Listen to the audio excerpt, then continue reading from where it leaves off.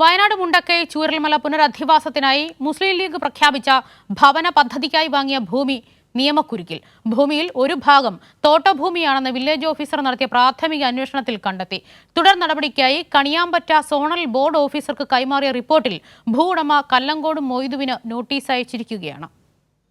Wayanad ദുരിതബാധിതർക്കായി league പ്രഖ്യാപിച്ച ഭവന പദ്ധതിക്കായി വാങ്ങിയ ഭൂമിയാണ് നിയമക്കുരുക്കിൽപ്പെട്ടിരിക്കുന്നത്. വാങ്ങിയ ഭൂമിയിൽ ഒരു ഭാഗം തോട്ടഭൂമിയാണെന്നാണ് വില്ലേജ് ഓഫീസറുടെ report. Vythiri taluk land board ഭൂവുടമകളിൽ നിന്ന് വിശദീകരണം തേടിയിരിക്കുകയാണ്. 11 ഏക്കർ ഭൂമിയിലെ ഒരു ഭാഗം കാപ്പിത്തോട്ടം എന്നാണ് വില്ലേജ് ഓഫീസർ നടത്തിയ പ്രാഥമിക അന്വേഷണത്തിലെ കണ്ടെത്തൽ. തുടർ നടപടിക്കായി കണിയാമ്പറ്റ സോണൽ ബോർഡ് ഓഫീസർക്ക് കൈമാറിയ റിപ്പോർട്ടിലാണ് സോണൽ ബോർഡ് ഭൂവുടമയായ കല്ലങ്കോട് മൊയ്തുവിന് നോട്ടീസ് അയച്ചിരിക്കുന്നത്.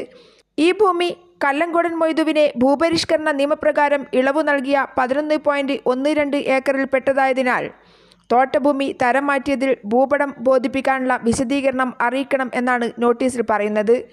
ലീഗ് ഭൂമി വാങ്ങിയതുമായി ബന്ധപ്പെട്ട് നേതാക്കളും പ്രവർത്തകർക്കുമിടയിൽ മറ്റ് പ്രശ്നങ്ങൾ നിലനിൽക്കുന്നുമുണ്ട്. ലീഗിലെ തന്നെ ഈ ഭൂമി ഇടപാടുമായി ബന്ധപ്പെട്ടുള്ള ആഭ്യന്തര പ്രശ്നങ്ങൾ ഒതുക്കി തീർക്കുന്നതിനിടയിലാണ് നിയമപ്രശ്നങ്ങളും ഇപ്പോൾ ലീഗിനെ വെട്ടിലാക്കിയിരിക്കുന്നത്. PV Joshila, Kairali news, Wayanad.